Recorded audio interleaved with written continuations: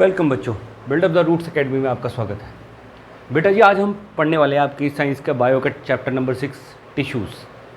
पिछले चैप्टर में हमने पढ़ा था सेल्स के बारे में। सेल्स क्या होते हैं बेटा जी? सबसे पहले cells are the fundamental organisational unit of life. Fundamental organisational unit of life. तो बेटा जी, हर एक ऑर्गेनिज्म इन सेल से ही मिलके बना है। ये सेल ही हमारी बेसिक यूनिट ऑफ लाइफ है बच्चे, फंडामेंटल यूनिट ऑफ लाइफ है बच्चे। ठीक है, तो हम कह सकते हैं बेटा जी, cell is the fundamental organisational unit of life. अब बच्चे, इन सेल से ये सेल ग्रुप में इकट्ठा होके टिश्यू बनाते हैं। A group of cells, a group of similar cells that perform a particular function is called tissue. अब ये टिश्यू, एक जैसे टिश्यू, सिमिलर टिश्यूज इकट्ठे होके और ऑर्गन बनाते हैं। अब ये ऑर्गन सिस्टम बनाते हैं और ये ऑर्गन सिस्टम से एक ऑर्गेनिज्म बनता है, मल्टी सेल्यूलर ऑर्गेनिज्म बनता है। और ये ऑर्गेनिज्म दो तरह के होते हैं बच्चे, यूनिसेल्यूलर और मल्टी सेल्यूलर। इस तरीके से हम देख रहे हैं बेटा जी, सेल हमारी बेसिक यूनिट ऑफ लाइफ हो गई और सेल से मिलके टिश्यू बनते हैं, टिश्यू से मिलके ऑर्गन बन गए, ऑर्गन से मिलके हमारे ऑर्गन सिस्टम बने और ऑर्गन सिस्टम ने हमारा ऑर्गेनिज्म बना दिया। अब ये ऑर्गेनिज्म हमारे दो टाइप के होते हैं बच्चे। कौन कौन से? यूनिसेल्यूलर ऑर्गेनिज्म और multi cellular organism. Unicellular organism कैसे होते हैं भाई? यूनिसेल्यूलर ऑर्गेनिज्म आपने देखा होगा, अमीबा, पैरामीशियम, ये क्या है? यूनिसेल्यूलर ऑर्गेनिज्म है। ठीक है, अब ये इनमें कैसे काम होता है भाई? ये कैसे रहते हैं, इनका जीवन कैसे चलता है? इसमें क्या होता है बच्चों, एक सिंगल सेल सारे बेसिक फंक्शंस को परफॉर्म करते हैं। कौन से बेसिक फंक्शंस? जैसे कि movement, intake of food, exchange of gases and excretion. ये सारे जितने भी फंक्शंस हैं ना, बेसिक फंक्शन ऑफ लाइफ, ये सारे के सारे इन यूनिसेल्यूलर ऑर्गेनिज्म में केवल एक सिंगल सेल करता है। इसके एग्जाम्पल मैंने पिछले चैप्टर में भी बताए थे और अभी आप अमीबा और ये पैरामीशियम वगैरह लिख सकते हो। ठीक है, अब बात करते हैं हम दूसरे टाइप ऑफ ऑर्गेनिज्म की, that are multicellular organism. Multicellular organism के बारे में भी सर थोड़ा बता दो। चलो बता देते हैं भाई। मल्टी सेल्यूलर ऑर्गेनिज्म में क्या होता है? डिवीजन ऑफ लेबर होता है। डिवीजन ऑफ लेबर का मतलब उसमें क्या है? काम बांट दिए जाते हैं। ये जो एक ही सेल कर रहा है ना सारे काम, इसमें क्या है? काम बांट दिए जाते हैं, डिवीजन ऑफ लेबर हो जाता है। कैसे? इसमें क्या होता है बच्चे, एक ग्रुप ऑफ सिमिलर सेल्स वो इकट्ठे होके एक स्पेसिफिक फंक्शन को परफॉर्म करते हैं। कैसे? जैसे कि मूवमेंट के लिए कौन से सेल्स रिस्पॉन्सिबल है? अरे भाई, मस्कुलर सेल्स जितने भी है ना हमारे, सारे इकट्ठे होके वो क्या करते हैं? मूवमेंट का फंक्शन परफॉर्म करते हैं। अब बेटा जी, ये जो मस्कुलर सेल्स इकट्ठे हुए ना, मतलब एक group of cells that perform specific functions are called tissue. ठीक है, ये जो ग्रुप ऑफ सेल्स है ना, जो पर्टिकुलर फंक्शन परफॉर्म कर रहे हैं, उन्हीं को हम टिश्यू कहते हैं। जैसे कि इसका एग्जांपल दे दिया बेटा जी, हमारे जो मोमेंट होता है, जो पर्टिकुलर फंक्शन मोमेंट है हमारा, वो मस्कुलर सेल्स परफॉर्म करते हैं। इसका मतलब ये मस्कुलर टिश्यू हो गए। ठीक है बच्चे, अब ट्रांसपोर्टेशन किसका? फूड का, गैसेस का, वेस्ट का। ये कौन से सेल्स? अरे भाई, ब्लड सेल्स करते हैं इसका ट्रांसपोर्टेशन का काम। इनका ट्रांसपोर्टेशन का काम ब्लड सेल्स करते हैं। तो हम इनको, ये ब्लड सेल्स जो हमारे कनेक्टिव टिश्यू का पार्ट आएंगे। ठीक है बच्चे, हम आगे पढ़ने वाले हैं डिटेल में। ठीक है, कंट्रोल एंड कोऑर्डिनेशन, बॉडी में बॉडी एक्टिविटीज का कंट्रोल एंड कोऑर्डिनेशन कौन से सेल्स करते हैं? नर्व्स करते हैं सर। ठीक है बच्चे, अब इसके साथ ही जो है हम आगे इस चैप्टर को डिटेल में पढ़ेंगे। ये हमारा थोड़ा इंट्रोडक्टरी पार्ट हो गया बच्चे। ठीक है, अब हमने देखा कि भाई टिश्यू पढ़ेंगे हम। अब टिश्यू कितने टाइप के होते हैं? प्लांट टिश्यू और एनिमल टिश्यू। दो टाइप के टिश्यू होते हैं, प्लांट टिश्यू और एनिमल टिश्यू।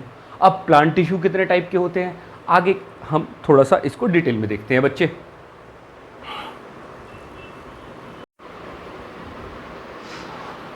हाँ तो बच्चे, अब हम देखते हैं simple permanent tissue.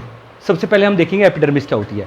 The outer covering of all the plants is called epidermis. जो आउटर कवरिंग होती है ना बेटा जी, सबसे पहले जो आउटर कवरिंग होती है उसको हम एपिडर्मिस बोलते हैं। और beneath this epidermis these simple permanent tissues are found. Few layers with this epidermis simple permanent tissues are found. अब ये सिंपल परमानेंट टिश्यू कितने टाइप के होते हैं? ये 3 टाइप के होते हैं, parenchyma, collenchyma and sclerenchyma. Parenchyma, collenchyma and sclerenchyma.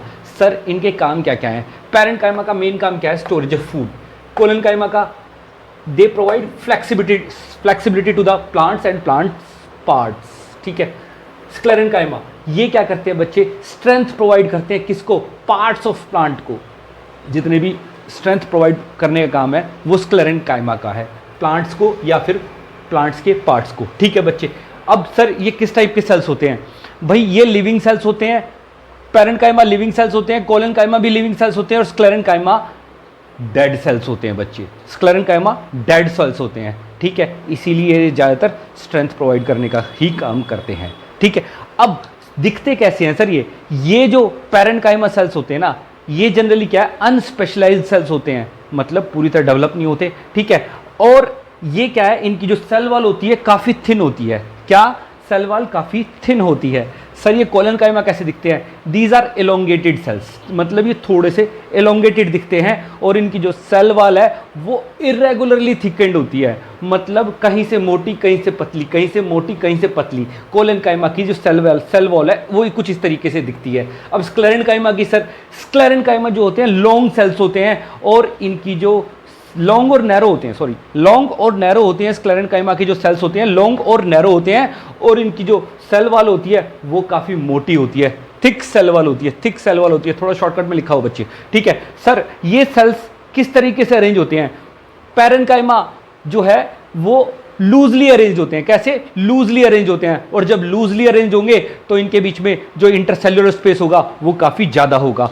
तो हम कह सकते हैं parenchyma cells are loosely arranged and they have large intercellular space between them, ठीक है। अब बेटा जी कोलेनकाइमा की बात करें, they have very little intercellular space, ठीक है, थोड़े से पैक्ड होते हैं, इसलिए इनके बीच में जो इंटरसेल्युलर स्पेस होता है वो काफी कम होता है। अब स्क्लेरेन्काइमा की बात करें तो भाई यहां तो स्पेस होता ही नहीं है, there is no intercellular space between the cells, ठीक है बच्चे। अब नेक्स्ट, अब क्या होता है बच्चे? अब पैरेन्काइमा के अंदर कई बार पैरेन्काइमा के अंदर क्या होता है? कई बार क्लोरोफिल पिगमेंट मिलता है, और ये क्लोरोफिल पिगमेंट का मेन काम क्या है? फोटोसिंथेसिस, आपको पता ही है। जब भी पैरेन्काइमा के अंदर क्लोरोफिल पिगमेंट मिलेगा या और क्लोरोप्लास्ट मिलेगा तो हम उसको बोलेंगे क्लोरेन्काइमा, ठीक है बच्चे। और कई बार क्या होता है? एक्वेटिक प्लांट्स जो होते हैं, aquatic plants, in aquatic plants these parenchyma have air cavity, ठीक है, these parenchyma cells have air cavity, और जिनके अंदर एयर कैविटी होगी, ऐसे पैरेन्काइमा सेल्स जिनके अंदर एयर कैविटी होगी उनको हम बोलेंगे एरेन्काइमा बच्चे, ठीक है। अब क्लोरेन्काइमा और एरेन्काइमा मेरे हिसाब से आपको समझ में आ गया होगा, ठीक है, और इनका मेन काम भी आपको पता है, स्टोरेज ऑफ फूड होता है। अब थोड़ा सा कोलेनकाइमा की तरफ चलते हैं। कोलेनकाइमा सर ये वाले सेल्स कहाँ मिलते हैं? भाई जितने भी प्लांट्स हैं, जैसे कि आपने देखा होगा टेंड्रिल्स, क्लाइंबर्स, ये क्या होते हैं? थोड़े फ्लेक्सिबल होते हैं। क्या उससे होते हैं? फ्लेक्सिबल होते हैं। ये जो प्लांट्स हैं इनके अंदर कोलेनकाइमा टिश्यू की ही अधिकता होती है, ठीक है बच्चे। Sclerenchyma, husk of coconut, hard होता है। Hard covering of seeds and nuts, ये भी बिल्कुल हार्ड होती हैं। तो बच्चे यहाँ पे क्या है? स्क्लेरेन्काइमा मिलता है। क्या मिलता है? स्क्लेरेन्काइमा सेल्स मिलते हैं, स्क्लेरेन्काइमा टिश्यू मिलते हैं, ठीक है बच्चे। इसी के साथ हमारा पैरेन्काइमा, कोलेनकाइमा और sclerenchyma permanent tissue, simple permanent tissue हमारा कवर हो जाता है, ठीक है। चलो बच्चे,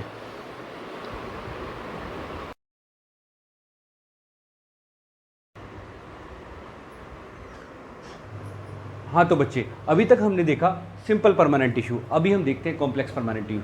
हाँ, दोनों के बीच में सबसे पहले हमें डिफरेंस पता होना चाहिए। भाई हमने देखा कि सिंपल परमानेंट टिश्यू क्या है?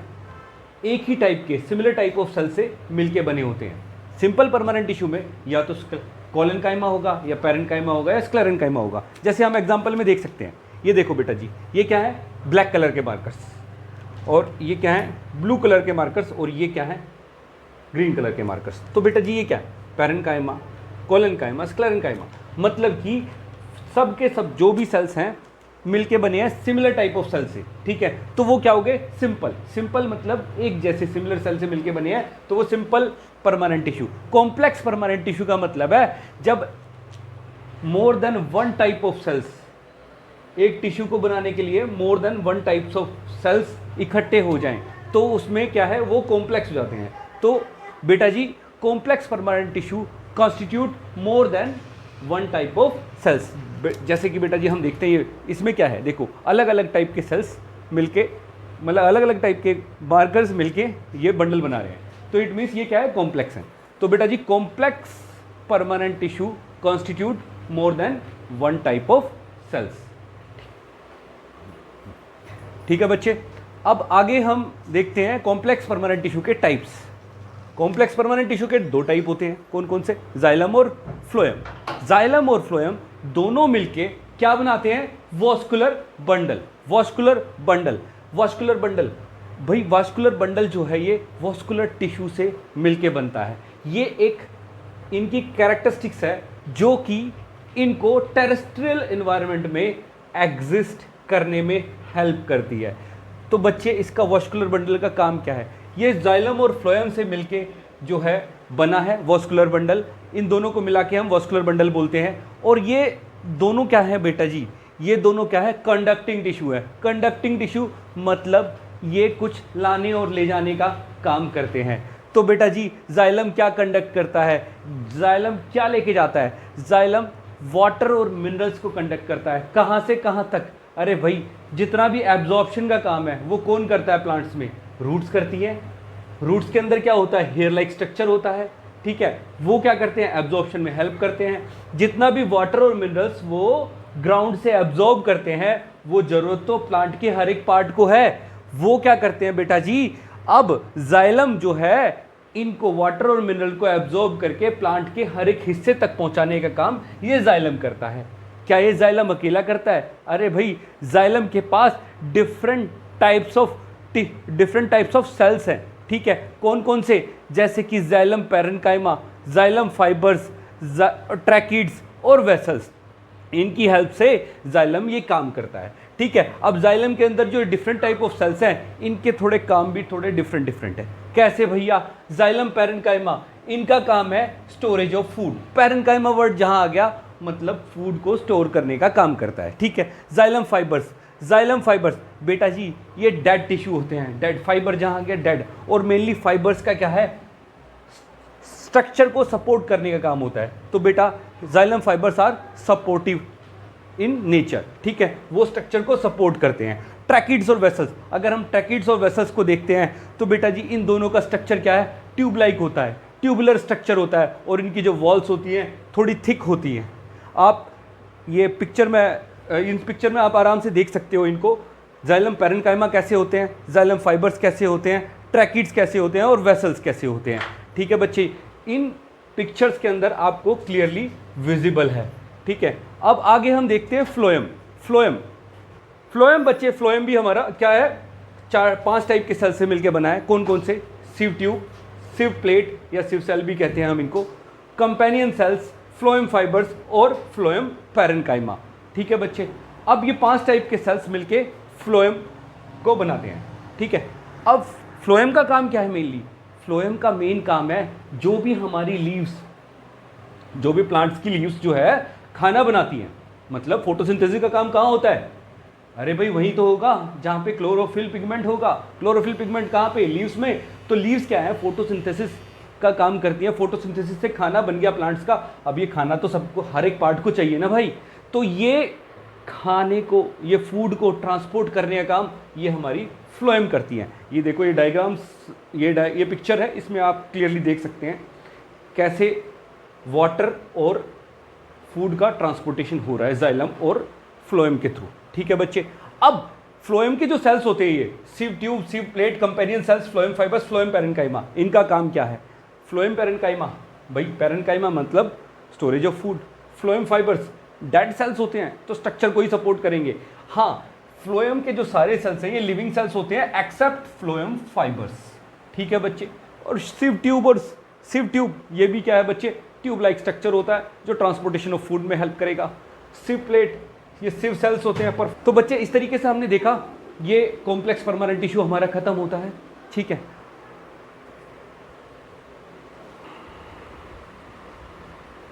तो बच्चे एपिडर्मिस क्या होती है, outermost layer of cell, cell की जो आउटर मोस्ट लेयर होती है इसको हम एपिडर्मिस बोलते हैं बच्चे। और ये एपिडर्मिस ही पूरे प्लांट की आउटर कवरिंग को बनाती है। जैसे हमारे ऊपर स्किन होती है इसी तरीके से प्लांट्स के ऊपर भी जो आउटर कवरिंग होती है वो उसको हम एपिडर्मिस बोलते हैं बच्चे। ये जनरली क्या है, सिंगल लेयर ऑफ सेल होती है। क्या होती है? Generally single layer of cells होती है, ठीक है। अब लेकिन बच्चे जहाँ ड्राई हैबिटाट होगी लाइक डेजर्ट एरिया, वहाँ पे भी क्या सिंगल लेयर होगी? नहीं, वहाँ पे ये मल्टी लेयर्ड भी हो सकती है। क्यों? उसका रीज़न है बच्चे, वहाँ पे ये मोटी होगी, थिक होगी, मल्टी लेयर्ड होगी। क्यों? To prevent the loss of water. क्योंकि वहाँ पे बच्चे अगर ये मोटी नहीं होगी तो वहाँ पे वाटर लॉस ज़्यादा होगा, वाटर लॉस ज़्यादा होगा, तो to prevent the water loss वहाँ पे ये थिक होती है, ठीक है बच्चे। अब क्या है, जो एरियल पार्ट होता है ना प्लांट्स का, जो एरियल पार्ट होता है बच्चे, वहाँ पे ये एपिडर्मल सेल कुछ वैक्स लाइक सीक्रेट करते हैं। और ये वैक्स क्या करता है? ये वैक्स सिंपल एक लेयर बना देता है, एरियल पार्ट पे एक लेयर बना देता है, और वो लेयर प्लांट्स को हेल्प करती है to prevent loss of water. दूसरा, उनको मैकेनिकल इंजरी से बचाती है। तीसरा, उनके अंदर इन्वेजन ऑफ पैरासाइटिक फंगी को रोकती है। तो बच्चे ये जो वैक्सी लेयर होती है प्लांट्स के ऊपर, जो एरियल पार्ट में एपिडर्मल सेल सीक्रेट करते हैं वैक्स, उसके कारण बनती है वो लेयर, वो प्लांट को हेल्प कर रही है लॉस ऑफ वाटर को प्रिवेंट करने में, ठीक है बच्चे, और मैकेनिकल इंजरी से उसको बचा रही है, और पैरासाइटिक फंजाई के इन्वेजन से उन प्लांट्स को बचा रही है बच्चे। अब क्या है बेटा, ये जो एपिडर्मिस है ये मेनली प्रोटेक्टिव रोल प्ले करती है, प्रोटेक्टिव रोल प्ले करती है। तो इसका स्ट्रक्चर कैसा होता है? जनरली हमने देखा था इसका सिंगल लेयर स्ट्रक्चर होता है, और ये क्या है, कॉन्टिन्यूस लेयर बनाती है। इसके अंदर जो इंटरसेल्यूलर स्पेस है ना वो नहीं होता। इंटरसेल्यूलर स्पेस होगा तो वो कॉन्टिन्यूस स्ट्रक्चर कैसे बनाएगी, और कंटिन्यूस स्ट्रक्चर नहीं बनाएगी तो वो प्रोटेक्शन का रोल इफेक्टिवली प्ले कैसे होगा? तो बच्चे ये कॉन्टिन्यूस लेयर बनाते हैं और इंटरसेल्यूलर स्पेस नहीं होता इनके अंदर, और इसके जो सेल्स होते हैं जनरली फ्लैट सेल्स होते हैं।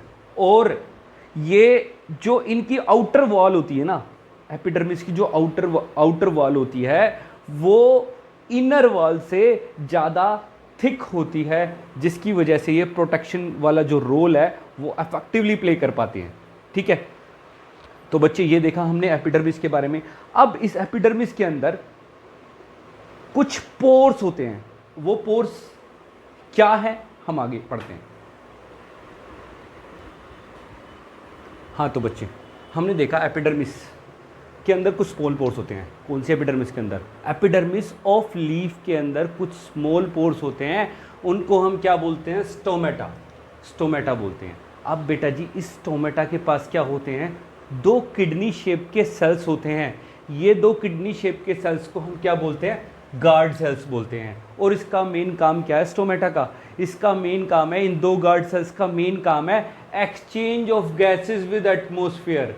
अरे भाई एटमॉस्फेयर से जो कार्बन डाइऑक्साइड का अब्जॉर्प्शन होता है ना, वो पेड़ जो कार्बन डाइऑक्साइड का अब्जॉर्प्शन करते हैं और अपना फोटोसिंथेसिस का काम करते हैं, वो इन्हीं की हेल्प से तो करते हैं। ये गार्ड सेल्स, ये स्टोमेटा, ये ही तो एब्जॉर्ब करता है गैसेस को एटमॉस्फेयर से, ठीक है बच्चे। कार्बन डाइऑक्साइड को लेता है और ऑक्सीजन को छोड़ता है। तो बच्चे exchange of gases with atmosphere इसका मेन काम हो गया। और क्या करता है? अरे भाई जो ट्रांसपिरेशन होता है ना, वाटर लॉस, ट्रांसपिरेशन का काम भी इसी के थ्रू होता है बच्चे, ठीक है। अब क्या, ये तो हो गई हमारी बात एपिडर्मिस ऑफ लीफ के बारे में। एपिडर्मिस ऑफ लीफ के अंदर तो ये स्टोमेटा होता है। क्या एपिडर्मिस ऑफ रूट्स भी सेम होती है? अरे नहीं भाई, वहाँ पे स्टोमेटा की क्या ज़रूरत, ठीक है। तो एपिडर्मिस ऑफ रूट्स जो होती है ना, रूट्स का मेन काम क्या होता है? रूट्स का मेन काम है वाटर एब्जॉर्प्शन, वाटर एब्जॉर्प्शन। और भाई वाटर एब्जॉर्प्शन इफेक्टिवली कब होगा? रूट्स के अंदर क्या होते हैं बच्चे? रूट हेयर्स होते हैं। रूट हेयर्स क्या करते हैं?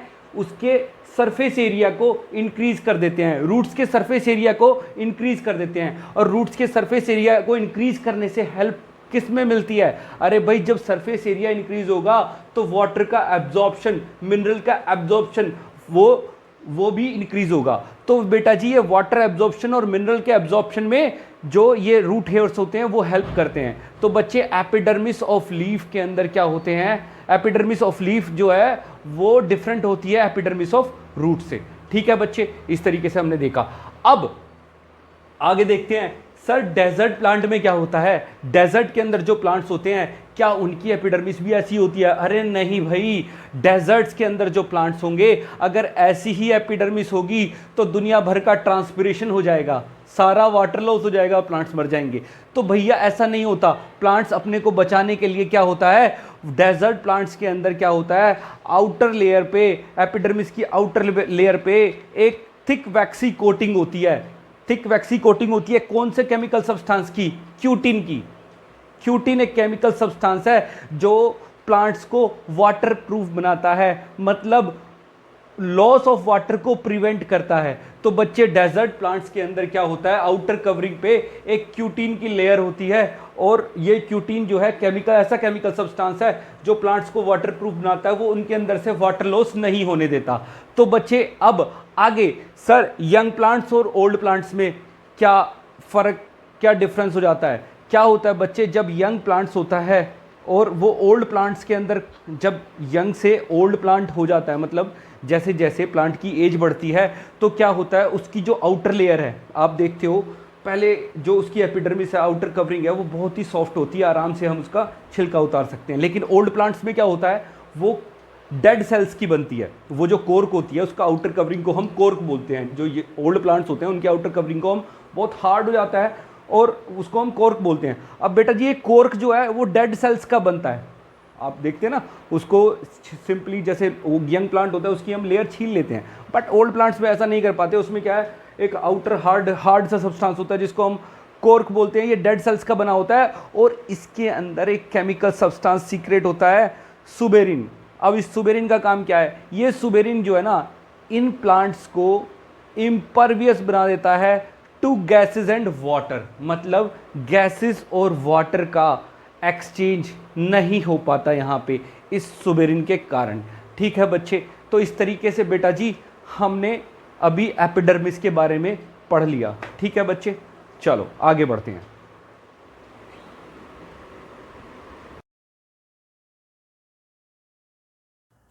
हाँ तो बच्चे अभी तक हमने टिश्यू चैप्टर के अंदर हमने प्लांट टिश्यू पढ़ा। आज हम पढ़ने वाले हैं एनिमल टिश्यू के बारे में। तो बच्चे सबसे पहले एनिमल टिश्यू के 4 टाइप्स होते हैं। चार हेडिंग्स के अंडर में हम इस एनिमल टिश्यू को पढ़ेंगे। कौन कौन से भाई? पहला है एपिथेलियल टिश्यू, दूसरा कनेक्टिव टिश्यू, तीसरा मस्कुलर टिश्यू, चौथा नर्वस टिश्यू। इन चारों टाइप के टिश्यूज के हम फर्दर सब हेडिंग्स देखने वाले हैं। फर्दर सब हेडिंग्स देखने वाले हैं, सारी मैंने लिखी हुई है। सबसे पहले तो बेटा जी हमें पता होना चाहिए कि एपिथेलियल टिश्यू होता क्या है। भाई सिंपल, जितनी भी कवरिंग्स है ना, जितनी भी कवरिंग्स हैं और जितने भी प्रोटेक्टिव टिश्यू हैं, ये सारे एपिथेलियल टिश्यू हैं। ठीक, इसको अगर हम डिफाइन करेंगे तो हम कहेंगे बेटा जी द कवरिंग और protective tissues in the animal body are called epithelial tissue. अरे भाई कवरिंग किसकी? जितने भी ऑर्गन्स हैं उनकी कवरिंग, कैविटीज की कवरिंग, कैविटीज की कवरिंग। तो बेटा जी ये सारी की सारी किससे बनी होती है? एपिथेलियल टिश्यूज से। ठीक है बच्चे, अब नेक्स्ट कनेक्टिव टिश्यू क्या होते हैं? बेटा आपकी बुक में डेफिनेशन दी हुई है, tissue that supports, protects and give structure to other tissues and organs in the body are called connective tissue. बच्चे कनेक्टिव टिश्यू जैसा कि नाम ही बता रहा है, कनेक्शन किसके बीच में? डिफरेंट टिश्यूज के बीच में, डिफरेंट ऑर्गन्स के बीच में। जो कनेक्टिविटी प्रोवाइड करे उन्हीं को हम कनेक्टिव टिश्यू कहते हैं। ठीक है बच्चे, अब इसके भी फर्दर सब टाइप्स हम देखेंगे। Next is muscular tissue. Muscular tissue क्या होता है? भाई सिंपल, जो टिश्यूज रेस्पॉन्सिबल होते हैं हमारी बॉडी के अंदर मूवमेंट कराने के लिए, उन टिश्यूज को हम कहते हैं मस्कुलर टिश्यूज। ठीक है, tissues that are responsible for the movement in the body is called muscular tissue या फिर आर कॉल्ड मस्कुलर टिश्यूज। ठीक है, next is nervous tissue. Nervous tissue these are responsible for the coordination and control of body activities. बेटा जी ये tissues जो हैं हमारी बॉडी के अंदर कोऑर्डिनेशन और कंट्रोल के लिए रेस्पॉन्सिबल है, कोऑर्डिनेशन और कंट्रोल के लिए रेस्पॉन्सिबल है बच्चे। अब एपिथेलियल टिश्यू को हम देखते हैं। एपिथेलियल टिश्यू के सब टाइप्स कौन कौन से हैं? अरे भाई epithelial tissue depending on the shape and function, मतलब कि वो क्या काम कर रहे हैं और उनकी कैसी शेप है, उनके बेसिस पे हमने एपिथेलियल टिश्यू को फर्दर 6 टाइप्स में डिवाइड किया है। कौन कौन से? सिंपल स्क्वैमस एपिथेलियल, इसको बेटा जी सिंपल लिख लेना, सिंपल स्क्वैमस एपिथेलियल पूरा लिख लेना, मैं शॉर्टकट में लिख रहा हूं। सिंपल स्क्वैमस एपिथेलियल एक थिन और डेलिकेट लेयर होती है ये।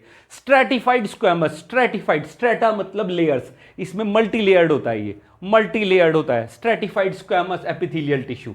Next is cuboidal epithelial. Cuboidal मतलब इसके जो सेल्स होते हैं, इसके जो सेल्स होते हैं वो पिलर लाइक होते हैं, सॉरी पिलर लाइक नहीं, क्यूबॉइड शेप के होते हैं, क्यूबॉइड शेप के होते हैं, क्यूबॉइडल शेप, ठीक है। नेक्स्ट इज कोल्यूमनार मींस इसके जो सेल्स होते हैं, कोल्यूमनार एपिथेलियल टिश्यू के सेल्स जो होते हैं वो कॉलम लाइक होते हैं, ठीक है, तो इसके बेसिस पे हमने इसको कोल्यूमनार एपिथेलियल टिश्यू बोला है। Next is columnar ciliated. अगर इन कोल्यूमनार सेल्स के अंदर, मतलब जो कोल्यूमनार सेल्स होते हैं उनके साथ अगर सीलिया भी अटैच्ड हो, हेयर लाइक स्ट्रक्चर भी अटैच्ड हो, तो बेटा जी उनको हम बोलेंगे कोल्यूमनार सिलिएटेड। अब ग्लैंडुलर एपिथेलियल टिश्यू, ये बच्चे क्यूबॉइडल टिश्यू, जब इनके ये कुछ फोल्ड होके एक ऐसा स्ट्रक्चर ले लेते हैं जो कि कुछ सीक्रेशंस को सीक्रेट करता है, कुछ सीक्रेशंस को रिलीज करता है, तो हम उसको बोलेंगे बेटा जी ग्लैंडुलर एपिथेलियल टिश्यू,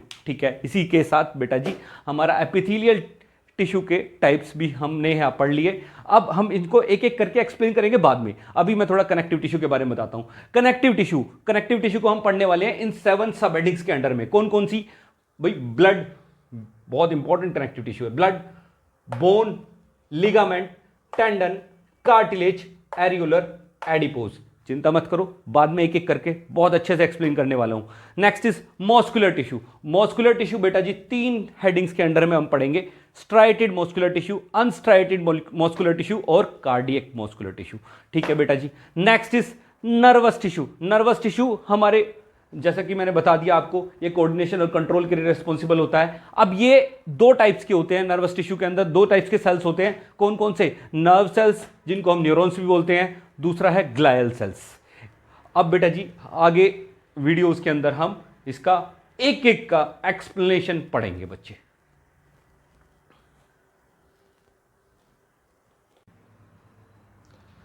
हाँ तो बच्चे अब हम देखते हैं एपिथेलियल टिश्यू के बारे में।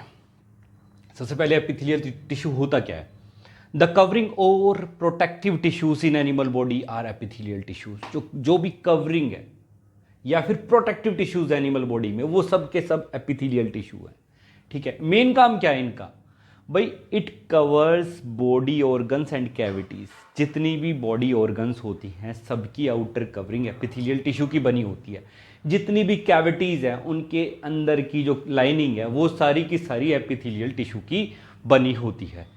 सिंपल, ये क्या एक बैरियर बनाता है किसके बीच में? डिफरेंट बॉडी सिस्टम्स के बीच में। अलग अलग जितने भी बॉडी सिस्टम्स हैं बच्चे, जितने भी बॉडी ऑर्गन्स हैं, उनको सेपरेट करने के लिए ये बैरियर का काम करता है, ठीक है बच्चे। तो मैंने लिख दिया है it forms barrier to keep different body systems separate, ठीक है बच्चे। एग्जाम्पल क्या है इसके? अरे भाई skin, lining of mouth, blood vessels, lung alveoli, kidney tubules, ये सारी की सारी क्या है? ये एग्जाम्पल है किसके? एपिथेलियल टिश्यूज के। जितनी भी स्किन है, लाइनिंग ऑफ माउथ है, ब्लड वेसल्स की लाइनिंग है, लंग्स एल्वियोलाई की लाइनिंग्स हैं, किडनी ट्यूब्यूल्स हैं, ये सब के सब एपिथेलियल टिश्यू से मिलके बने होते हैं, ठीक है बच्चे। अब इनका स्ट्रक्चर कैसा होता है? ये क्या है? टाइटली पैक्ड होते हैं। इसके जो सेल्स हैं वो बिल्कुल टाइटली पैक्ड होते हैं और एक कंटिन्यूस शीट टाइप बनाते हैं। एक कंटिन्यूस शीट की तरह से ये अरेंज होते हैं। इनके बीच में कोई इंटरसेल्युलर स्पेस नहीं होता, ठीक है बच्चे। ये इसके बारे में, स्ट्रक्चर के बारे में हो गया थोड़ा सा। अब जो भी हमारी बॉडी के अंदर से बाहर जाएगा या बाहर से बॉडी के अंदर आएगा। भाई कम से कम एक लेयर ऑफ एपिथेलियम तो वो क्रॉस करेगा ही करेगा, एक लेयर ऑफ एपिथेलियम तो वो क्रॉस करेगा ही करेगा। इवन हमारी बॉडी के डिफरेंट पार्ट्स के अंदर भी कुछ एक्सचेंज हो रहा है ना, तो वो भी क्या, एपिथेलियल टिश्यू के थ्रू ही होगा। एपिथेलियल टिश्यू की जो लाइनिंग्स है ना, उसको क्रॉस करने के बाद ही होगा। तो बच्चे इस तरीके से ये हमारा क्या है, एपिथेलियल टिश्यू का पूरा टॉपिक कवर होता है। अब आगे हम देखेंगे इसके डिफरेंट सब टाइप्स। हाँ बेटा जी, इस वीडियो में हम एपिथेलियल टिश्यू को कंप्लीट करने वाले हैं। ठीक है, एपिथेलियल टिश्यू को based on their function and shape 6 types में डिवाइड किया गया। ठीक है, अब फर्स्ट टाइप है उसका सिंपल स्क्वैमस एपिथेलियल टिश्यू। बेटा जी देखो, इसमें हम थोड़ा सा वर्ड्स को पकड़ने की कोशिश करेंगे। स्क्वैमस, स्क्वैमस मतलब होता है scale of skin, simple scale of skin मतलब सिंपल लेयर ऑफ स्किन। ऐसे टिश्यूज, ऐसे एपिथेलियल टिश्यू जो कि एक सिंपल सिंगल लेयर में होते हैं, सिंपल सिंगल लेयर में होते हैं, उनको हम सिंपल स्क्वैमस एपिथेलियल टिश्यू बोलते हैं। ठीक है बच्चे, इसके बारे में देखो, एक्सट्रीमली थिन एंड फ्लैट, ये क्या होते हैं, ये लेयर क्या होती है, एक्सट्रीमली थिन एंड फ्लैट होती है और एक डेलिकेट लेयर के रूप में होती है। ठीक है, ये सेल्स क्या है, सिंपल स्क्वैमस एपिथेलियल टिश्यू क्या है, एक्सट्रीमली थिन एंड फ्लैट होते हैं और एक डेलिकेट लेयर फॉर्म करते हैं।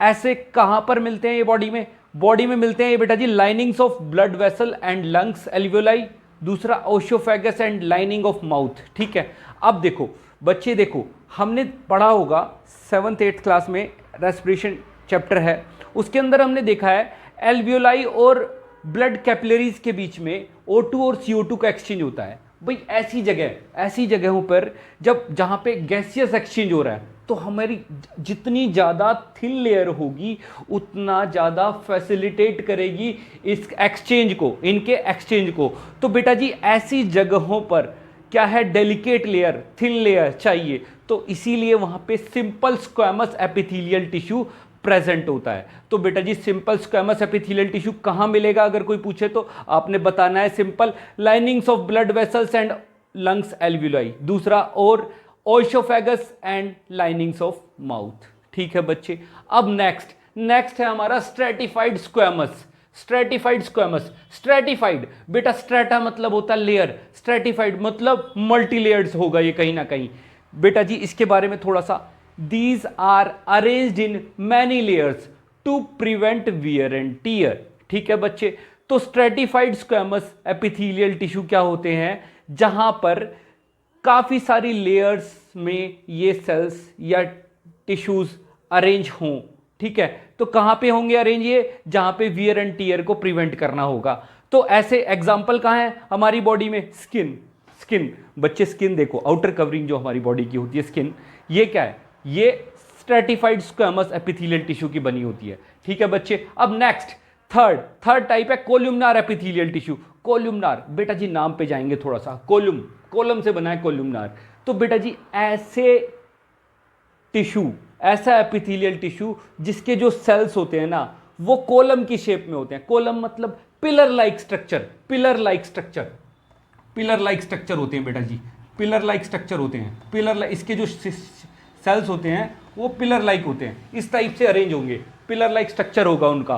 और पिलर लाइक स्ट्रक्चर किस में हेल्प करेगा, अरे भाई ये क्या है, देखो जहां पर भी बॉडी के अंदर एब्जॉर्प्शन होगी या सीक्रेशंस होगी, एब्जॉर्प्शंस होंगी या सीक्रेशंस होंगी, वहां पे ये कोलुमनार एपिथेलियल टिश्यू प्रेजेंट होगा। ऐसी जगह कहां पे है, इनर लाइनिंग ऑफ इंटेस्टाइन, वहां पे क्या होता है, एब्जॉर्प्शन भी होता है और सीक्रेशंस भी होता है काफी सारे एंजाइम्स का। तो बच्चे वहां पर कौन से टाइप के सेल मिलेंगे हमारे, कौन से टाइप के टिश्यूज मिलेंगे हमारे, कोलुमनार एपिथेलियल टिश्यू।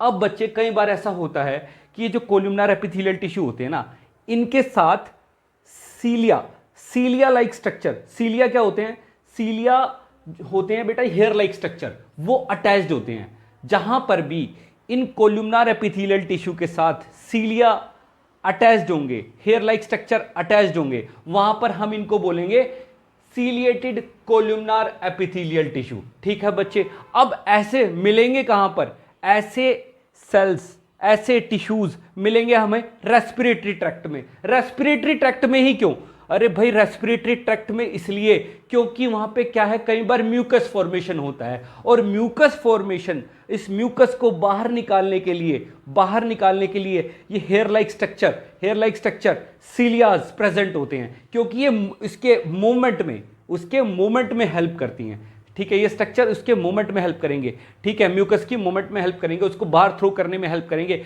तो बेटा जी इसलिए ये वाले जो सिलिएटेड कोल्यूमनार एपिथेलियल टिश्यू होते हैं ये रेस्पिरेटरी ट्रैक्ट के अंदर पाए जाते हैं। ठीक है, अब नेक्स्ट है बेटा जी क्यूबॉइडल एपिथेलियल टिश्यू। बेटा जी सेम नाम के ऊपर जाएंगे, मतलब ऐसे टिश्यूज जिनके सेल का स्ट्रक्चर क्यूबॉइडल होगा, क्यूबॉइड टाइप होगा, ऐसे टिश्यूज उनको हम क्या बोलेंगे, क्यूबॉइडल एपिथेलियल टिश्यू। कहां पर मिलेंगे, lining of kidney tubules and duct of salivary gland. अब ये क्या है, क्यूबॉइडल स्ट्रक्चर क्या है, थोड़ी सी मैकेनिकल स्ट्रेंथ प्रोवाइड करता है। तो बेटा जी इसीलिए लाइनिंग ऑफ किडनी ट्यूबुल्स और डक्ट्स ऑफ सैलिवरी ग्लैंड में ये क्यूबॉइडल एपिथेलियल टिश्यू प्रेजेंट होता है। मतलब ये जो लाइनिंग ऑफ किडनी ट्यूबुल्स और ducts of salivary gland cuboidal epithelial tissue के बने होते हैं। ठीक है बच्चे, अब नेक्स्ट आता है हमारा ग्लैंडुलर एपिथेलियल टिश्यू। कई बार ऐसा होता है बेटा जी, एपिथेलियल टिश्यू जो है ना फोल्ड होता है इनवर्ड, मतलब अंदर की तरफ फोल्ड हो जाता है और एक मल्टी सेल्यूलर स्ट्रक्चर फॉर्म कर देता है, जो कई बार कुछ सीक्रेशंस को रिलीज करता है। ऐसे में इस एपिथेलियल टिश्यू को हम बोलेंगे ग्लैंडुलर एपिथेलियल टिश्यू। ठीक है बच्चे, थोड़ा थोड़ा मैंने इनके बारे में लिख भी दिया है और मुझे लगता है मैंने अच्छे से एक्सप्लेन भी कर दिया है विद लॉजिकल रीजंस। ठीक है, तो बच्चे इसको आप लिख लीजिएगा थोड़ा सा। ठीक है, और एनसीईआरटी को इसके बाद पढ़ेंगे ना, आपकी एक एक चीज़ क्लियर हो जाएगी बच्चे। ठीक है, तो इसके बाद एनसीईआरटी को जरूर रीड आउट कर लेना, आपके लिए एनसीईआरटी पढ़ना भी इजी होगा और आपके कॉन्सेप्ट भी एकदम क्लियर हो जाएंगे बच्चे। ठीक है बच्चे, इसी के साथ हमारा एपिथेलियल टिश्यू खत्म होता है। नेक्स्ट पढ़ेंगे हम कनेक्टिव टिश्यू।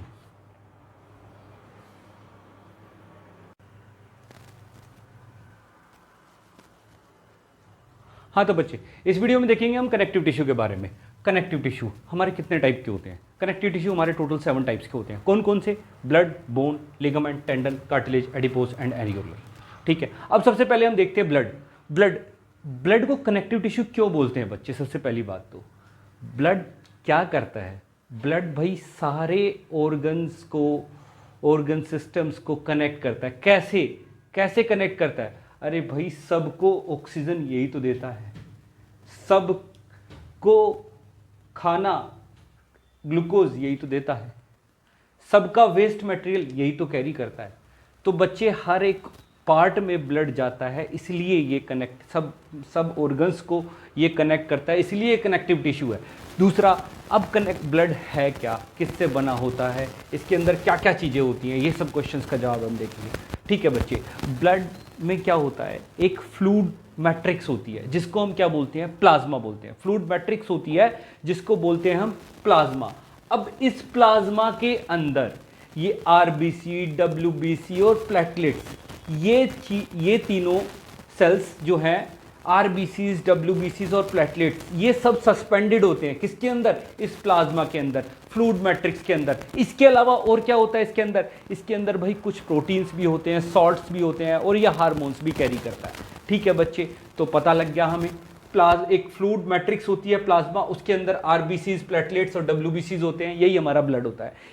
इनके अलावा प्लाज्मा के अंदर प्रोटीन, साल्ट्स और हार्मोन्स भी पाए जाते हैं। ठीक है, अब बच्चे मेन फंक्शन क्या है ब्लड का? ब्लड फ्लो करता है और ट्रांसपोर्ट करता है। किसको ट्रांसपोर्ट करता है? गैसेस को, डाइजेस्टेड फूड को ग्लूकोज के रूप में। ठीक है, हार्मोन्स को जहां जहां पहुंचाना है, जो एक्शंस करवाने हैं। ठीक है, उसके बाद वेस्ट मटेरियल्स का, जो वेस्ट मटेरियल निकलता है, इसी के थ्रू तो वो जाके लिवर्स और किडनी उसको प्योरीफाई करती हैं ब्लड को और वेस्ट मटेरियल को निकालती हैं। तो बेटा जी ये सारे काम जो है ब्लड ही तो करता है कि ट्रांसपोर्ट, गैसेस का ट्रांसपोर्टेशन, डाइजेस्टेड फूड का ट्रांसपोर्टेशन, उसके बाद हार्मोन्स और वेस्ट मटेरियल का ट्रांसपोर्टेशन, ये सब ब्लड ही तो करता है। ठीक है बच्चे, इसी के साथ हमारा ब्लड का पार्ट जितना आपकी बुक में दिया हुआ है उतना खत्म हो गया। नेक्स्ट है बेटा जी बोन। अब बोन के बारे में, बोन क्या है भाई? बोन ऐसा कनेक्टिव टिश्यू है जो कि हमारी बॉडी का पूरा फ्रेमवर्क बनाता है, पूरा का पूरा फ्रेमवर्क बनाता है, और ये बहुत ही स्ट्रॉन्ग होता है और नॉन फ्लेक्सिबल होता है। इसकी हार्ड मैट्रिक्स के अंदर ये जो बोन सेल्स होते हैं ये हार्ड मैट्रिक्स के अंदर एम्बेडेड होते हैं, और ये जो हार्ड मैट्रिक्स होती है ये किसकी बनी होती है? फॉस्फोरस और कैल्शियम की बनी होती है। ये मैंने लिख दिया है बेटा जी, थोड़ा सा नोट डाउन कर लेना। अब बच्चे नेक्स्ट हमारा कनेक्टिव टिश्यू आता है लिगामेंट्स। अब आगे हम पढ़ने वाले हैं लिगामेंट को। बच्चे लिगामेंट क्या होता है? भाई दो हमने देखा बोन्स क्या है, हमारी बॉडी में स्ट्रक्चरल फ्रेमवर्क प्रोवाइड करती हैं। अब इस स्ट्रक्चरल फ्रेमवर्क में दो बोन्स, कोई भी दो बोन आपस में तो कनेक्ट होंगी, वो कनेक्ट किसके थ्रू होंगी? वो कनेक्ट होंगी लिगामेंट के थ्रू। कोई भी दो बोन्स बॉडी के अंदर, हमारी बॉडी के अंदर जितनी भी बोन्स हैं आपस में कनेक्ट होने के लिए उन्हें कुछ तो चाहिए, कोई तो टिश्यू चाहिए, वो टिश्यू है बेटा जी लिगामेंट टिश्यू। तो लिगामेंट कनेक्ट्स टू बोन्स, ठीक है। देन आगे हम देखते हैं, सर लिगामेंट की और खासियत बता दो कुछ। ये लिगामेंट जो है थोड़े से इलास्टिक टिश्यू होते हैं। कैसे होते हैं? Elastic tissue. These are elastic in nature, ठीक है। उसके बाद इनके पास थोड़ी स्ट्रेंथ भी होती है। These tissues has considerable strength, जिसकी वजह से ही तो ये बोन्स आपस में कनेक्टेड रह पाती हैं, ठीक है। अब सर ठीक, लिगामेंट के बारे में तो आपने बता दिया सर। हाँ, एक चीज़, हर एक कनेक्टिव टिश्यू के अंदर मैट्रिक्स और सेल्स होते हैं। तो इसकी मैट्रिक्स कैसी होती है? भाई इसके अंदर बहुत ही लिटिल मैट्रिक्स होती है, ठीक है। तो it has very little matrix, ठीक है। तो हम कह सकते हैं ऐसा। अब नेक्स्ट आता है हमारा टॉपिक टेंडन। सर ये टेंडन क्या भला है? अरे भाई आपने देखा दो बोन्स कनेक्ट होती हैं आपस में लिगामेंट के थ्रू। अरे मसल्स भी तो अटैच रहती है बोन के साथ। ये मसल्स अटैच रहने के लिए भी तो कोई टिश्यू चाहिए, वो टिश्यू होता है टेंडन। तो tendon connects muscles to bone, ठीक है। अब आगे सर ये किस तरह के होते हैं? These are fibrous tissue with great strength and limited flexibility. ये क्या होते हैं? फाइब्रस टिश्यू होते हैं, और इनके पास काफ़ी ज़्यादा स्ट्रेंथ होती है, लेकिन जो फ्लेक्सिबिलिटी होती है वो काफ़ी लिमिटेड होती है, ठीक है बच्चे। तभी ये मूवमेंट में हेल्प कर पाते हैं, ठीक है। अब इसके अंदर क्या है? कोलेजन फाइबर्स अरेंज होता है पैरेलल बंडल्स में। तो टेंडन कैसे बना होता है? Tendons is made up of collagen fibres parallelly arranged in bundles, ठीक है बच्चे। तो टेंडन जो है फाइब्रस टिश्यू होता है, कोलेजन फाइबर से मिलके बना होता है, और ये जो कोलेजन फाइबर्स है पैरेलल बंडल्स में अरेंज्ड होते हैं, ठीक है। इनकी स्ट्रेंथ बहुत ज़्यादा होती है और फ्लेक्सिबिलिटी लिमिटेड होती है। आगे देखते हैं कार्टिलेज। ये कार्टिलेज क्या बोला है? सर ये भी एक कनेक्टिव टिश्यू है। कनेक्टिव टिश्यू है, इसकी जो मैट्रिक्स होती है वो सॉलिड होती है, और उसमें प्रोटीन और शुगर बहुत ज़्यादा मात्रा में होते हैं। इसके जो सेल्स है ना, सेल्स, उनको कॉन्ड्रोब्लास्ट बोलते हैं, और ये वाइडली स्पेस्ड सेल्स होते हैं, मतलब काफ़ी ज़्यादा इनके बीच में स्पेस होता है, जिसकी वजह से थोड़ी सी फ्लेक्सिबिलिटी भी होती है इनके अंदर। सर ये पाए कहाँ जाते हैं? ये पाए जाते हैं ईयर पिन्ना में, ट्रैकिया में, लैरिंक्स में, और एंड ऑफ लॉन्ग बोन्स में, एंड ऑफ लॉन्ग बोन्स, ठीक है। अब एंड ऑफ लॉन्ग बोन्स में क्या काम है? अरे भाई ये उनका जो सरफेस है ना, सरफेस, वो उस सरफेस को स्मूथ बनाते हैं। एंड जो एंड होते हैं ना, जॉइंट्स पे जो एंड होते हैं लॉन्ग बोन्स के, उन एंड्स को स्मूथ बनाते हैं, जिससे कि जॉइंट्स जो है स्मूथली फंक्शन कर पाएँ, ठीक है। तो इनका मेन फंक्शन क्या है? They cartilage provide support and flexibility to body parts. Cartilage provide support and flexibility to body parts. Ear pinna, trachea, larynx तो हमने देखा। ईयर पिन्ना, ट्रैकिया, लैरिंक्स के साथ साथ ट्रैकिया होता है विंड पाइप और लैरिंक्स होता है वॉइस बॉक्स। यहाँ पे भी ये क्या है? थोड़ी सी स्ट्रेंथ प्रोवाइड करता है, थोड़ी सी फ्लेक्सिबिलिटी प्रोवाइड करता है, क्योंकि हमें देखो बेटा जी, जब भी हम सांस लेते हैं या फिर सांस छोड़ते हैं तो हमारी गले में, ट्रैकिया के अंदर कुछ मोमेंट होती है। अब ये कोलैप्स ना कर जाए, और स्मूथली थोड़ा सा फ्लेक्सिबिलिटी भी चाहिए यहाँ पे, इसलिए क्या है? ये कार्टिलेज का बना होता है। कार्टिलेज, इसके अंदर कार्टिलेज की रिंग्स होती हैं, ठीक है बच्चे। और ऐसी तरह से लैरिंक्स जो वॉइस बॉक्स है, हमें बोलने के लिए भी उसकी मूवमेंट चाहिए, फ्लेक्सिबिलिटी चाहिए थोड़ी सी। आपने देखा ईयर पिन्ना, इसमें भी फ्लेक्सिबिलिटी होती है। हमारा नोज़ के अंदर जो सेप्टम होता है, हमारा बीच वाला पोर्शन, वो हार्ड भी है थोड़ा सा और फ्लेक्सिबल भी है। तो बच्चे ये सब जो इस टाइप की चीज़ें हैं हमारी कार्टिलेज से बनी होती है हमारी बॉडी के अंदर। इस तरह से हमने बेटा जी अभी ये लिगामेंट, टेंडन और कार्टिलेज हमारा ख़त्म हो गया। आगे देखते हैं हम बेटा जी, हम आप देखेंगे एडिपोज टिश्यू और एरियोलर टिश्यू।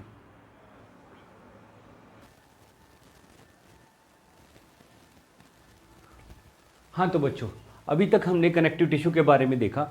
हमने पढ़ा, ब्लड को पढ़ा, बोन को पढ़ा, लिगामेंट्स को पढ़ा, टेंडन को पढ़ा और कार्टिलेज को पढ़ा। अभी हम देखते हैं एडिपोज टिश्यू और एरियोलर टिश्यू के बारे में। ये दोनों भी कनेक्टिव टिश्यू के दो टाइप्स हैं, ठीक है बच्चे। सबसे पहले एरियोलर टिश्यू। एरियोलर टिश्यू बच्चे, इसके ये सबसे पहले पाया कहाँ जाता है? It is found between skin and muscles. हमारे स्किन और मसल्स के बीच में जो टिश्यू है वो एरियोलर टिश्यू है बच्चे। और ये ब्लड वेसल्स, जो ब्लड वेसल्स होते हैं उनके अराउंड, नर्व्स उनके अराउंड, बोन मैरो उनके अराउंड, मतलब उनको प्रोटेक्शन प्रोवाइड करने के लिए, उनको स्ट्रेंथ प्रोवाइड करने के लिए ये एरियोलर टिश्यू पाए जाते हैं बच्चे। और कहाँ मिलता है बेटा जी? जो ऑर्गन्स होती है ना, ऑर्गन्स के अंदर जो स्पेस होता है उसको भी ये एरियोलर टिश्यू फिल करता है। और कई बार ये इंटरनल ऑर्गन्स को सपोर्ट भी करता है, ठीक है। और इसके अंदर क्या है, कुछ टाइप के सेल्स होते हैं जो कि रिपेयर ऑफ टिश्यू में भी हेल्प करते हैं, ठीक है बच्चे। अब इसके अंदर ये एरियोलर टिश्यू जो होता है, जितने भी हमारे कनेक्टिव टिश्यू हैं, दो चीज़ें मिलती हैं इनमें, जैसा कि हमने देखा, मैट्रिक्स और सेल्स। तो इसकी जो मैट्रिक्स होती है वो थोड़ी सी जेली लाइक होती है, और इसके अंदर जो सेल्स होते हैं वो कितने टाइप के हैं? इसके जो सेल्स हैं मैंने नाम लिखा हुआ बेटा जी, fibroblast, collagen fibre, mast cell, macrophages, reticular fibre. अब ये फाइब्रोब्लास्ट कैसे दिखते हैं? ये फाइब्रोब्लास्ट कुछ इस तरह के शेप के होते हैं बेटा जी। इसका क्लियर कट न्यूक्लियस दिखता है, ठीक है। अब इनके अंदर से क्या है, कोलेजन फाइबर निकलते हैं। ये कोलेजन फाइबर क्या होते हैं? पैरेलली अरेंज्ड होते हैं और हाई टेंसाइल स्ट्रेंथ होती है इनकी, ठीक है बच्चे। और अब reticular fibre, collagen fibre, reticular fibre थोड़े से ब्रांच्ड होते हैं, जैसे कि ये अनब्रांच्ड होते हैं और पैरेलली अरेंज्ड होते हैं। इसी तरीके से जो रेटिकुलर फाइबर है ये क्या होते हैं? ब्रांच्ड होते हैं, इनकी ब्रांच निकली होती है, और इसकी ये जो है सिंगल मिलते हैं। ये जो है बंडल में, ग्रुप में नहीं मिलते, जैसे कि कोलेजन फाइबर मिलते हैं। और इसके बाद हम देखते हैं मास्ट सेल भी बिल्कुल राउंड ओवल शेप के होते हैं। इनका भी एक न्यूक्लियस, क्लियर कट न्यूक्लियस दिखाई देता है हमारा, और इसके अंदर भी साइटोप्लाज्म होता है। बाकी सारी सेल ऑर्गेनेल्स तो होती हैं। अब इसके अंदर से क्या, इनकी खासियत क्या है? इसके अंदर से दो केमिकल सीक्रेट होते हैं। कौन कौन से? हिपेरिन और हिस्टामिन। हिस्टामिन क्या होता है? एंटी एलर्जन होता है। ये जो एलर्जी के कारण स्वेलिंग जो हो जाती है हमारी बॉडी पे, वो हिस्टामिन के कारण होती है। हिपेरिन क्या होता है? हिपेरिन एंटीकोगुलेंट होता है। एंटीकोगुलेंट मतलब हमारी बॉडी में कहीं ब्लीडिंग वगैरह होती है, कट वगैरह लगता है, तो कोगुलेशन में हेल्प करता है, ठीक है बच्चे। मैक्रोफेजिस जैसे कि WBC जो है फैगोसाइटोसिस का काम करता है, उसी तरह से ये मैक्रोफेजिस जो है WBC का ही टाइप है एक तरह से। तो ये क्या है? ये फैगोसाइटोसिस का काम करता है। कोई भी फॉरेन ऑब्जेक्ट, फॉरेन बैक्टीरिया वगैरह आते हैं तो उनको किल करने का काम करता है, ठीक है।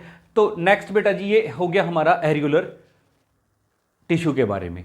इसके बाद चलते हैं हम एडिपोज टिश्यू के बारे में बच्चे।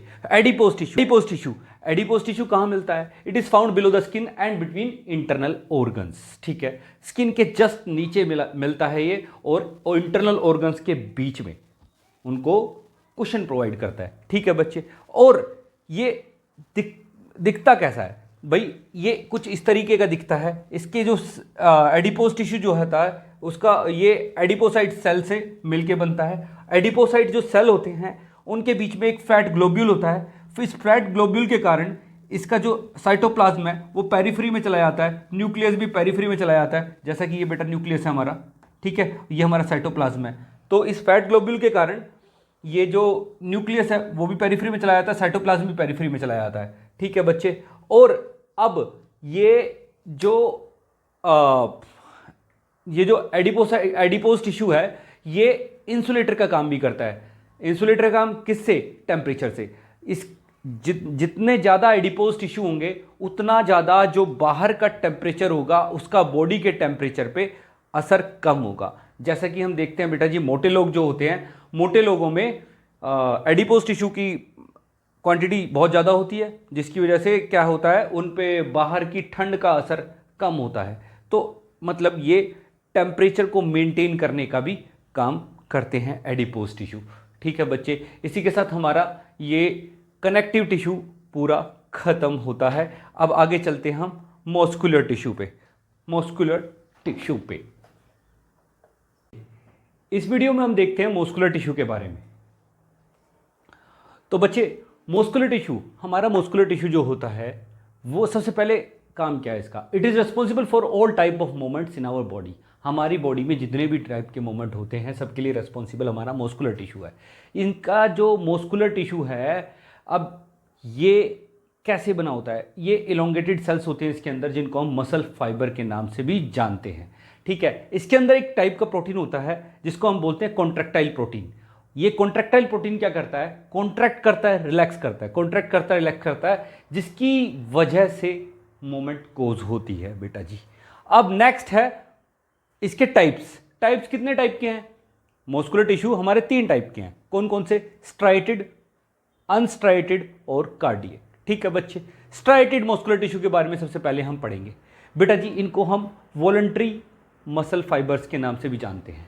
ठीक है, वॉलंटरी मसल फाइबर्स इनको कहते क्यों हैं? रीज़न क्या है बच्चे? ये सबसे पहली बात तो ये कहाँ मिलते हैं? ये मिलते हैं बेटा जी, जितनी भी बोन्स होती है ना हमारी, जितनी भी बोन्स होती हैं सबके साथ अटैच्ड जो मसल फाइबर होते हैं वो हमारे स्केलेटल, वो हमारे ये स्ट्राइटेड मसल फाइबर होते हैं और बोन्स के साथ अटैच होते हैं, इसीलिए इनको स्केलेटल मसल फाइबर भी बोलते हैं। और बेटा जी ये जितने भी मसल्स होते हैं ये हमारी विल के अकॉर्डिंग ही मूव करते हैं। मतलब अगर हम चाहेंगे मूवमेंट हो, अगर हम चलना चाहेंगे तो चलेंगे, अगर हम हाथों को मूव करना चाहेंगे तो मूव करेंगे, अगर नहीं करना चाहेंगे तो नहीं। इट मीन्स ये हमारी विल के अकॉर्डिंग कंट्रोल होते हैं, इसीलिए हम इनको वॉलंटरी मसल फाइबर्स कहते हैं। ठीक है, ये हमारी बोन्स के साथ अटैच होते हैं, हमारे स्ट्रक्चर को बिल्डअप करने में हेल्प करते हैं, that's why they are called skeletal muscle fibres. ठीक है, अब बेटा जी अंडर माइक्रोस्कोप हम इनको देखते हैं। इन स्ट्राइटेड मसल फाइबर्स को जब हम अंडर माइक्रोस्कोप देखते हैं स्टेन करके, तो बेटा जी हमें ऑल्टरनेट लाइट और डार्क बैंड्स दिखाई देते हैं। अल्टरनेट लाइट और डार्क बैंड्स दिखाई देते हैं। अल्टरनेट लाइट और डार्क बैंड्स दिखाई देते हैं। अल्टरनेट लाइट और डार्क बैंड्स दिखाई देने की वजह से हम इनको स्ट्राइटेड मसल फाइबर भी बोलते हैं, स्ट्राइटेड मस्कुलर टिश्यू भी बोलते हैं। स्ट्राइटेड मतलब अल्टरनेट लाइट और डार्क बैंड्स दिखते हैं, स्ट्राइशंस दिखती हैं, that's why they are called striated muscle fibres. ठीक है, अब इसके जो सेल्स के जो टाइप है वो कैसे होते हैं? इसके जो सेल्स होते हैं ना, स्ट्राइटेड मसल फाइबर्स के जो सेल्स होते हैं वो लॉन्ग होते हैं, सिलेंड्रिकल शेप के होते हैं और अनब्रांच्ड होते हैं बेटा जी। लॉन्ग होते हैं, सिलेंड्रिकल शेप के होते हैं, अनब्रांच्ड होते हैं और मल्टी न्यूक्लिएटेड होते हैं। ठीक है, मल्टी न्यूक्लिएटेड होते हैं। सिंपल बेटा जी, देखो सिलेंड्रिकल शेप के इस तरीके से। ठीक है, आपकी बुक में भी फिगर दिया हुआ है, इसमें काफ़ी सारे न्यूक्लियाई दिखेंगे। मल्टी न्यूक्लिएटेड, यहाँ पे ये न्यूक्लियस हैं, सारे न्यूक्लियस हैं। ठीक है, मल्टी न्यूक्लिएटेड। अब अंडर माइक्रोस्कोप देखेंगे तो हमें इस तरह के जो बैंड्स की फॉर्मेशन दिखाई देगी, जिसकी वजह से हम इसको स्ट्राइटेड मसल फाइबर भी बोलते हैं।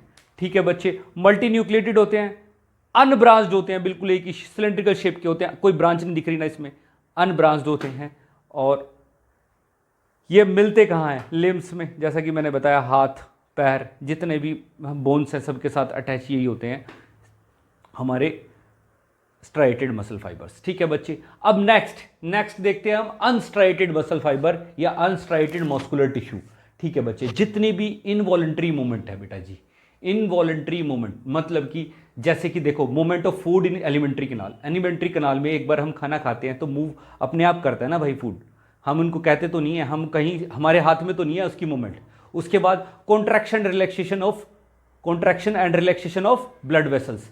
ब्लड वेसल्स का जो कॉन्ट्रैक्शन और रिलैक्सेशन है वो भी तो इनवॉलंटरी है बेटा, इनवॉलंटरी मूवमेंट है, हमारे हाथ में नहीं है, हमारे कंट्रोल में नहीं है। आइरिस ऑफ आइज, हमारी पलकों का झपकना, ये भी क्या है? इनवॉलंटरी मूवमेंट है। यूरेटर्स, ब्रोंकाई ऑफ लंग्स, यहाँ पे भी यही अनस्ट्राइटेड मस्कुलर टिश्यू मिलते हैं।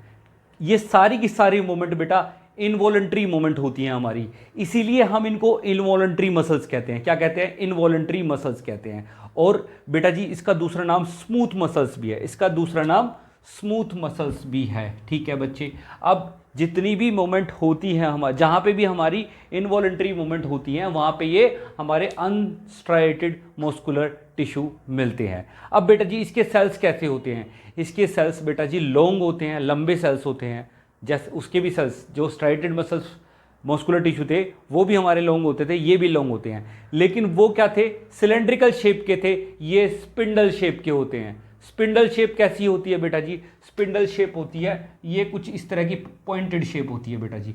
वो जो पॉइंट से ये यहाँ पे पॉइंटेड शेप, ये क्या है? पॉइंटेड शेप, बीच में ये थोड़ी सी मोटी होती है और इसमें न्यूक्लियस होता है, एक सिंगल न्यूक्लियस होता है। तो बेटा जी ये these cells are long with pointed ends, pointed ends होते हैं इनके, एंड यूनिन्यूक्लिएट, मतलब सिंगल न्यूक्लियस होता है इसके अंदर, इसके एक सेल में एक ही न्यूक्लियस होगा। ठीक है बच्चे, अब नेक्स्ट ये अनस्ट्राइटेड होते हैं। अनस्ट्राइटेड मतलब जब हम इसको अंडर माइक्रोस्कोप देखेंगे इसमें कुछ ऐसे अल्टरनेट लाइट और डार्क बैंड हमें नहीं दिखाई देंगे, जिसकी वजह से हम इसको अनस्ट्राइटेड मस्कुलर टिश्यू भी कहते हैं। नेक्स्ट बेटा जी लास्ट हमारा आता है cardiac muscular tissue. Cardiac muscular tissue ये भी क्या होता है? इनवॉलंटरी मस्कुलर टिश्यू होता है। इनवॉलंटरी क्यों है? अरे भाई हमारी जो कार्डियक मसल्स हैं वो continuous through out life contract और रिलैक्स करती रहती है, जिसकी और इसका जो मोमेंट होता है हमारे कंट्रोल में नहीं होता है, that's why it is called involuntary muscles. ठीक है, इसके सेल्स कैसे होते हैं? इसके सेल्स भी सिलेंड्रिकल होते हैं लेकिन ब्रांच्ड होते हैं। सिलेंड्रिकल होते हैं, इसके भी सिलेंड्रिकल थे लेकिन इसके अनब्रांच थे, इसके ब्रांच्ड होते हैं और यूनिन्यूक्लिएट होते हैं, मतलब इसमें कुछ करेक्टरिस्टिक्स इसकी और कुछ करेक्टरिस्टिक्स इसकी। ये यूनिन्यूक्लिएट थे, ये भी न्यूक्लिएट, ये भी यूनिन्यूक्लिएट, ये सिलेंड्रिकल थे, ये भी सिलेंड्रिकल है। ठीक है, अब बेटा जी ये क्या होते हैं? ब्रांच्ड होते हैं, ये अनब्रांच थे।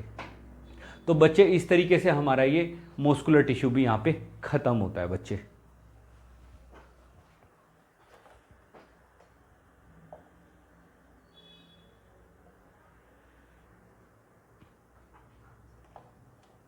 अब हम देखते हैं बेटा जी नर्वस टिश्यू के बारे में। हमारी बॉडी के अंदर नर्वस टिश्यू मिलता कहाँ है? ब्रेन, स्पाइनल कॉर्ड और नर्व्स, इनके अंदर हमारा नर्वस टिश्यू मिलते हैं। अब ये नर्वस टिश्यू के टाइप क्या हैं? Nerve cells, neurons, glial cells. Nerve cells या न्यूरॉन्स एक ही बात है बेटा जी। दूसरा होता है ग्लायल सेल्स। ये क्या है? ये नर्वस टिश्यू के टाइप हैं बेटा जी। ठीक है, अब ये नर्व्स क्या होती हैं? नर्व्स जैसे कि ब्रेन तो हमें पता ही है, स्पाइनल कॉर्ड भी हमने पता है। ब्रेन हमारा जो क्रेनियल कैविटी के अंदर जितना वाला पार्ट है वो ब्रेन हो गया। ठीक है, और पीछे हमारा जो रीढ़ की हड्डी जो है, ये इसके अंदर जो जितना भी हमारा ब्रेन का पार्ट है, जितनी भी हमारी न्यूरॉन्स हैं, नर्व्स हैं, वो सारा स्पाइनल कॉर्ड का पार्ट हो गई। ठीक है, अब ये नर्व्स क्या है? ये नर्व्स सिंपल बेटा जी, जो नर्वस टिश्यू के अंदर ये जो नर्व फाइबर्स हैं, नर्व सेल्स या नर्व फाइबर्स जिसे हम बोलते हैं, ये सारे इकट्ठे होके कनेक्टिव टिश्यू के साथ जुड़ के एक नर्व बनाते हैं, एक नर्व बनाते हैं। ठीक है, और बेटा जी जो भी जितने भी स्टिमुलाई हैं उनका जो रेस्पॉन्स है वो इन नर्व्स के थ्रू ही ट्रेवल करता है। अगर मान लिया किसी ने आपको चुटकी भरी, ठीक है, चुटकी काटी, ठीक है, अब वो चुटकी काटते ही आपको दर्द होगा, वो दर्द एकदम से नहीं हुआ। ठीक है, वो क्या हुआ? जैसे ही आपको चुटकी काटी, वो इन नर्व्स के थ्रू एक इम्पल्स जनरेट हुई, वो इम्पल्स आपके ब्रेन तक पहुंची, और इसमें इफरेंट और एफरेंट नर्वस सिस्टम दो काम करते हैं बेटा जी, वो बाद में पढ़ेंगे या फिर आपने पहले पढ़ा होगा। तो बच्चे ये नर्व इम्पल्स जनरेट हुई, वो नर्व इम्पल्स आपके ब्रेन तक पहुंची और ब्रेन से फिर एक नर्व इम्पल्स जनरेट हुई, वो आपके इस पॉइंट तक वापस आई। ब्रेन से जो सिग्नल आया उसके बेसिस पे आपको वो दर्द हुआ बेटा जी। तो ये जो अब इससे हमें पता लग गया नर्व इम्पल्स क्या होती है, सिग्नल जो भी जनरेट होता है और जो वापस हमें मिलता है, ये नर्व इम्पल्स होती हैं। ठीक है, अब ये जो नर्व सेल होता है या न्यूरॉन होती हैं, इसका स्ट्रक्चर क्या है? इसका ये बेटा जी मैंने स्ट्रक्चर ड्रॉ किया हुआ है, ये बहुत ही इंपॉर्टेंट है एग्जाम पॉइंट ऑफ व्यू से। इसके नर्व सेल, ये एक नर्व सेल एक यूनिट है, ठीक है, एक नर्व सेल की एक यूनिट है। तो बेटा जी इसका मेन दो पार्ट होते हैं, क्या? सेल बॉडी, ये वाला जो पार्ट है, ये वाला पार्ट, ये क्या है, सेल बॉडी, और ये क्या पार्ट, ये वाला जो पार्ट है ये हमारा क्या है, एक्सोन। ठीक है बच्चे, सेल बॉडी और एक्सोन। अब सेल बॉडी के अंदर ये जो ब्रांच निकली हुई हैं इनको बोलते हैं हम डेंड्राइट्स। क्या बोलते हैं, डेंड्राइट्स। ठीक है, और ये जो बीच में क्या है, सेंटर में, ये क्या है, न्यूक्लियस, न्यूक्लियस। ठीक है, अब बेटा जी ये एंड में इसके एक्सोन के लास्ट पार्ट में ये क्या है, नर्व एंडिंग्स। ठीक है बच्चे, ये इस तरीके से हमारा जो नर्व सेल का स्ट्रक्चर हो गया। अब ग्लायल सेल क्या होते हैं बेटा जी, ग्लायल सेल के बारे में आपकी एनसीईआरटी में तो दिया नहीं हुआ, बट मैं थोड़ा सा आपको बता देता हूँ। जो ये नर्व इम्पल्स इलेक्ट्रिकल सिग्नल के रूप में जाती है, उसको स्मूथली ट्रांसफ़र करने के लिए, स्मूथली ट्रांसमिट करने के लिए ग्लायल सेल हेल्प करते हैं। ठीक है बच्चे, ये जो हैं नर्व इम्पल्स के ट्रांसमिशन में हेल्प करते हैं। ठीक है बच्चे, इस तरीके से हमारा ये नर्वस टिश्यू भी ख़त्म हुआ और ये चैप्टर भी हमारा ख़त्म हुआ। ठीक है, अब मेरा काम ख़त्म, आपका काम शुरू। आप